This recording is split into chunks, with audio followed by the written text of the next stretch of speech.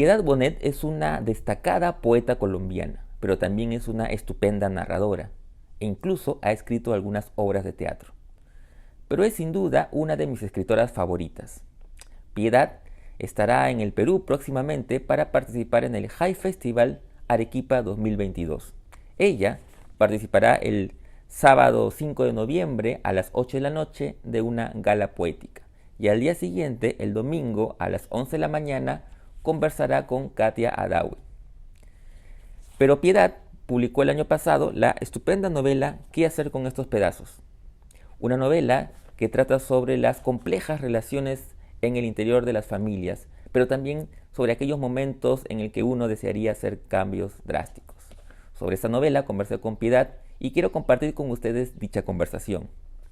Pero también quiero comentarles que la novela pronto estará en Lima, pero si no, pueden encontrarla como yo en Busca Libre, ¿no? Pueden encontrar su página web y también seguir a Busca Libre en redes sociales como Facebook e Instagram.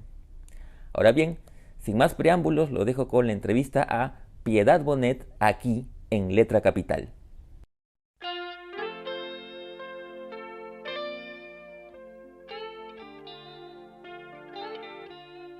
Hola Piedad, ¿cómo estás? Primero que nada, gracias por tu tiempo y por permitirnos esta charla sobre tu más reciente novela, ¿Qué hacer con estos pedazos?, que ha sido publicada por Alfaguara. ¿Cómo estás, Piedad? Muy bien, Carlos, muchas gracias por tu invitación. Bueno, es una novela que yo he disfrutado, y tengo muchas preguntas para hacerte respecto a mi lectura, pero quisiera empezar por algo que para mí siempre es una curiosidad, casi una obsesión, que es cómo se originan las novelas, ¿no? Es decir, cómo, cuál es el disparador, de repente esa idea que va germinando en uno, o de repente una imagen tan poderosa que está ahí y finalmente es el disparador para una novela como esta. ¿Tú recuerdas esa primigenia de esta novela? Sí, más o menos sí. Tengo como la conciencia de cómo se gestó. En realidad, a mí me hicieron una remodelación de cocina que fue verdaderamente trágica hace mucho, hace como unos 8 años, ¿sí? Y pasaron tantas cosas, todas tan absurdas, que yo concebí hacer con eso un cuento que tuviera humor. Pero por supuesto, un cuento solo por ahí, a mí no me gusta escribir y de hecho como que no soy narradora de cuentos y tenía muchos temas de cuentos, o sea, tendría como unos 6 o 7 temas para cuentos. Y un día estaba ahí precisamente en mi cocina, y bueno, siempre está ahí como, digamos, elucubrando un poquito, ¿sí? Y se me representó ya esto como la posibilidad de una novela. Es decir, se juntaron todos esos cuentos y dije, no, es que esto no va a ser un cuento, esto va a ser el eje vertebral de una novela. Y ahí ya empecé a pensarla como lo que se me había de alguna manera revelado, que fue, eh, digamos, eso como una especie de metáfora de una crisis existencial de la protagonista y de la familia.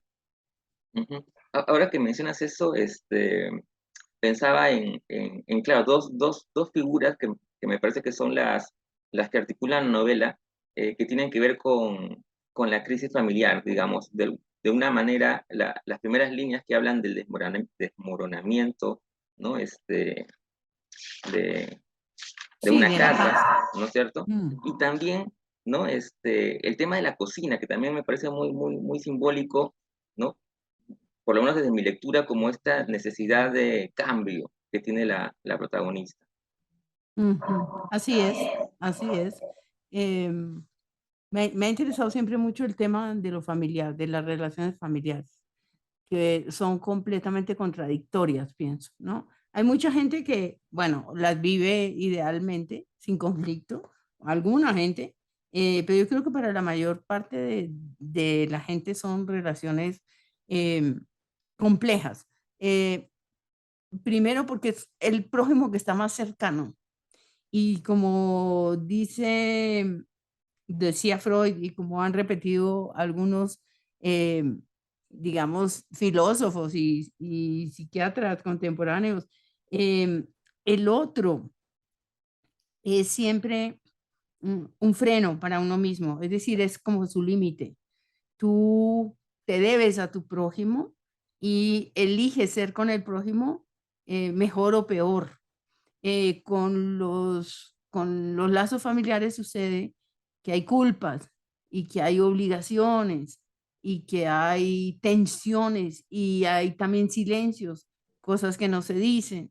Entonces, pues todo eso fue lo que de alguna manera como que fue surgiendo a medida que yo escribía. Ujú.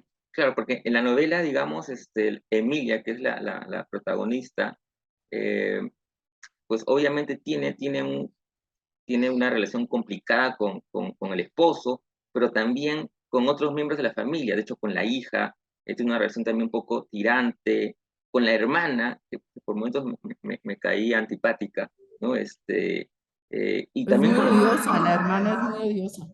Sí, totalmente. Y claro, también con los padres, porque recuerda muchas cosas. De hecho, ella comienza a autocuestionarse o cuestionar muchas de las cosas a partir de la relación con la familia. Sí, em, claro, cuando tú estás escribiendo una novela, tienes como un hilo conductor, pero la tarea de cada día es que vayan surgiendo, digamos, otros elementos que enriquezcan y hagan compleja la cosa. Pero también no puede ser una cosa desmesurada, ¿sí? Em, que la gente pierda el hilo, a menos que sea Cien años de soledad y toda esa familia gigantesca a la que uno le tiene que llevar el registro. Entonces aquí, pues yo decidí, tomé una serie de decisiones. Hay padre, no hay madre. Quería mostrar el conflicto, em, digamos, de la relación con el padre, pero también como las mujeres somos las cuidadoras y como los hombres nos endilgan esa tarea que a veces es sumamente dura. Entonces puse un hermano que está desaparecido, ¿no es cierto?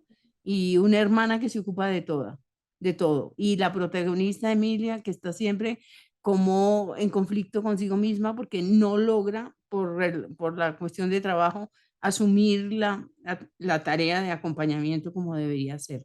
En algún momento ya me inventé también la presencia del hijo, del hijito muerto, ¿sí?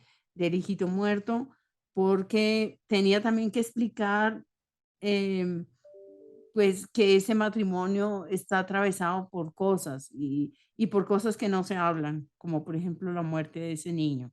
Me interesaba también mostrar una, em, unas generaciones. Entonces, la madre, Emilia, la hija, la nieta, que es una posibilidad y un futuro, y en cierto momento me remonté a la abuela. ¿M?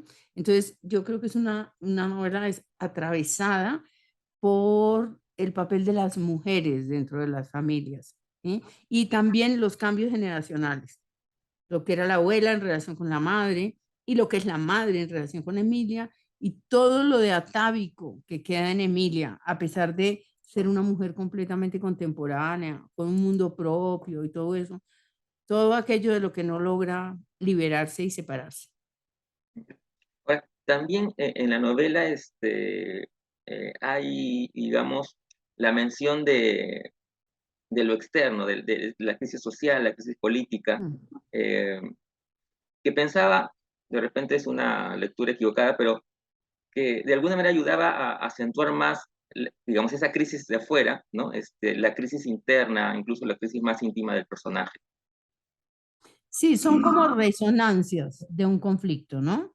Pero también es que no es lo mismo vivir ese conflicto en Europa, donde hay una concepción de familia, donde los seres humanos son muy independientes, ¿no es cierto? Y hay gente que se separa de la familia desde los 14 años y como que realmente no hay esa exaltación de lo familiar que se hay en América Latina. Pero por otro lado, pues yo quería, estábamos viviendo una crisis mientras yo lo estaba escribiendo, porque estábamos en pandemia, Hubo aquí ese movimiento social, esa cosa que explotó brutalmente, que era como muy sintomática del descontento que estábamos viviendo y de las dificultades. Y también se me ocurrió incorporarlo porque Emilia es periodista, pero cuando uno la ve atravesando ese conflicto de los muchachos en la calle, ¿sí? Y de los muchachos manifestándose, no lo, digamos, no lo vive, no lo asume como periodista, sino como una persona que simplemente se incomoda, ¿no? Se incomoda porque pues no puede transitar libremente por donde quiere transitar.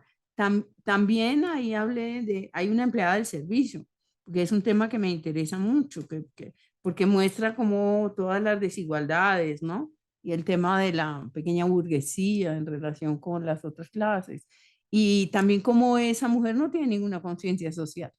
Es decir, cómo no es solidaria de lo que está pasando, sino como pasa muchas veces como indiferente, porque probablemente su circunstancia no sea tan dramática o su mentalidad no sea suficientemente, digamos, progresista como para aliarse con los muchachos que están protestando.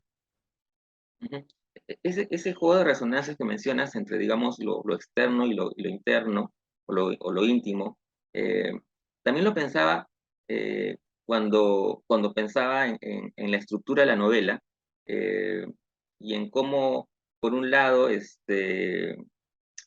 la novela está narrada en tercera persona, es decir, un poco como desde afuera, pero al mismo tiempo está focalizada en Emilia, ¿no? Entonces, eso de afuera y adentro también, incluso en la estructura, me parecía que lo podías haber tomado por ahí también. Sí, es que me interesó mucho que primero no fuera un narrador totalmente omnisciente que pudiera verlo todo y explicarlo todo, pero tampoco quería que fuera una narración en primera persona. En primer lugar, porque mi novela anterior fue en primera persona y no quería, digamos, como persistir en una manera de narrar idéntica, pero por otro lado también quiero que el lector se separe de la protagonista y como que la ponga en duda también, como que también diga, bueno, ¿y ella también qué hace, no? O sea, ¿será que todo ese ambiente nocivo en el que ella está tiene también que ver con lo que ella hace? Sí, no quería que fuera como una cosa incondicional con Emilia. Pienso que Emilia pues también debe tener sus flaquezas, ¿no? Y ella misma como que lo reconoce, ¿no? Ujú. Ahora,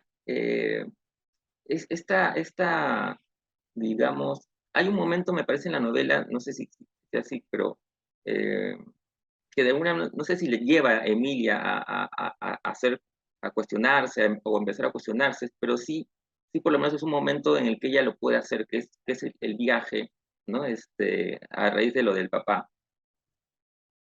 El viaje último, Sí. Ujú. el viaje último, El viaje sí. último, sí. Claro, esa parte me dio mucha dificultad porque yo no sabía cómo iba a derivar eso, ¿no? Y de pronto sentí la necesidad de hacer una ruptura y ponerla en ese viaje, porque los viajes son como pequeñas burbujas donde uno se pone muy en relación con uno mismo. Es decir, lo nuevo es muy estimulante, pero también ahí pues pueden surgir momentos de tremenda soledad, de silencio, de introspección, de recuerdos, ¿no? Y a veces también el mundo de afuera como que nos incita a cambios, ¿no? Cuando llegamos de un viaje como que a veces decimos, bueno, ahora sí lo que va a pasar aquí es que yo voy a hacer esto, ¿sí? Entonces me decidí por eso y ahí ya viene ese final que me han dicho los lectores que los sorprende y los conmueve afortunadamente, ¿no? Porque eso era que se trataba. Ujú. Sí. ¿Qué es, digamos, esta sensación de necesidad de cambio? Es lo que este, atraviesa también la novela, ¿no? Por lo menos yo sentí eso esta necesidad o esta reflexión sobre la necesidad de cambiar, y que justamente tiene relación con la remodelación de la cocina, simbólicamente, ¿no? Sí, sí. Pues que lo que yo cojo es a un personaje en una coyuntura muy particular de su vida. Ujú, donde hay un detonante que parece pues muy bobo, que es el de la remodelación de la cocina, pero claro, eso introduce un caos general en la cotidianidad y la hace enfrentarse pues a aquellas personas con las que está viviendo, ¿sí? Pero si además de eso hay otros elementos en su vida que son suficientemente perturbadores, como un padre muy viejo y ya enfermo, y una hermana que molesta, y un hermano que no asume, entonces, todo eso puede tener, darle a la protagonista una sensación de una crisis personal tremenda. Y de ahí se puede, como hace un viaje y se encuentra con la hija y reafirma lo que siempre ve, que es una especie de indiferencia y, y de, digamos, sí, como que se la ignora. Y ve también a esa nieta y es ahí donde ella podría poner el amor y sin embargo, pues es una niña que está lejos, que no tiene nada que hacer en relación con la posibilidad de cultivar ese cariño. Entonces, todo eso ahí va, se va entretejiendo y va armando un, digamos, una atmósfera eh, como que se parece a la derrota, se parece un poquito al fracaso personal, ¿no? ujú. Sí, es verdad. Eh, y en el caso de la estructura, que es algo que me interesa mucho, eh, ¿cómo la planteaste en este caso? Digamos, ¿tenías una estructura ya predeterminada, eh, o fuiste encontrando, digamos, el camino, en el camino, digamos?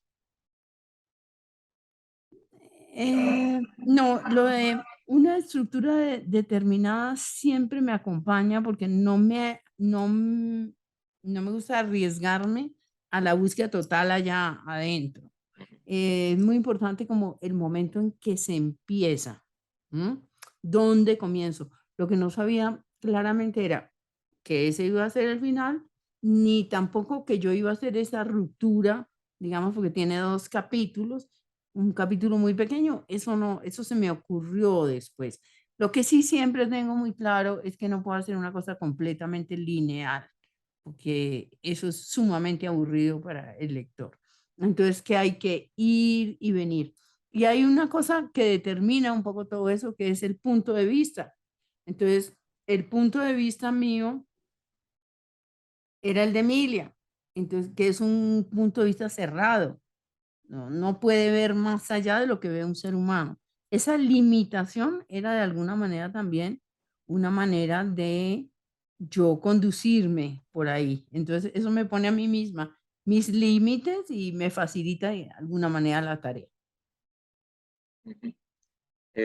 Un poco para ir terminando y aunque saliéndonos un poco de la novela, pero siempre me ha dado curiosidad cómo, digamos, tú que eres narradora, pero también es poeta. Yo, de hecho, he leído tu poesía, este, y me encanta, pero también eres dramaturga, ¿no? Que es un territorio que todavía no he podido leer, eh, pero quería preguntarte cómo sueles manejar esos espacios, digamos, desde el punto de vista de tú como creadora.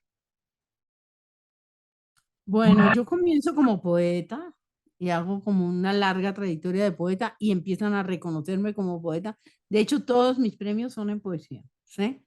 Eh, pero me siento tentada por lo que siempre por lo que siempre estuve tentada cuando empecé a hacer este recorrido de mi vida, que era la narrativa. Pero yo sentía que no era posible, no sé, como intenté una vez a los 28 años, no me salía. Entonces dije, bueno, tal vez eso no sea lo mío, pero como me da esa nostalgia grande, em, en cierto momento retomo el tema que a los 28 años me había llevado a escribir esa novela, recojo esa historia, la hago y me va bastante bien, me la publican, tiene bastante, digamos, acogida y además, entonces uno se envicia con la novela. Y además hay cosas que la poesía no puede decir y que entonces uno siente necesidad de decir con la prosa. Y yo he sido muy buena lectora de novelas, pero además enseñé mucho novela en la universidad, como que toda la mecánica de la novela la tengo más o menos en la cabeza, los recursos narrativos, pues los he analizado y tal. El teatro sí es otra cosa, porque el teatro que yo escribí durante años, pues digo escribí porque yo creo que ya no voy a volver a escribir teatro, lo hice porque empecé a trabajar por petición de ellos con un grupo de teatro muy concreto, que era el Teatro Libre de Bogotá, un teatro más muy bueno, muy avesado. Y entonces yo tenía los actores a mi disposición. Y el director, Ricardo Camacho, me decía, Piedad, ahora quisiera yo que escribiéramos una obra sobre esto y sobre lo que los actores han trabajado. Entonces yo oía esas historias, las incorporaba, digamos, a mi propia experiencia y me gustaba esta tarea dificilísima, porque es muy difícil de hacer teatro. Y luego pues tenía la recompensa de verlo puesto ahí en escena, porque me montaron 8 obras, 7 con el Teatro Libre y otra con un teatro independiente, ¿sí? Eh, pero yo me siento más bien muy narradora, sí, y muy poeta también, sí. Cuando uno está trabajando mucho en narración, la poesía viene difícilmente, porque la cabeza está en otro registro, ¿sí? Entonces, bueno, así es como he procedido.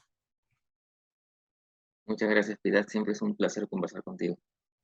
Bueno, no, señor, muchas gracias, Carlos, por invitarme.